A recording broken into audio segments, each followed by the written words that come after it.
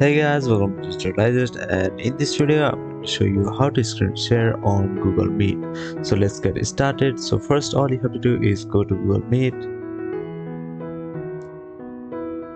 go to this website, and over here let's create a new meeting. Over here let's start an instant meeting.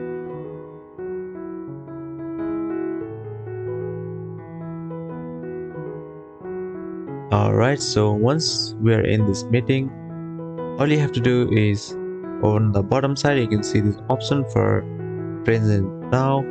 Just click over here, and over here you can see our screen, so you can even share your entire screen or window or your Chrome tab. So I'm just going to select entire screen and click on share.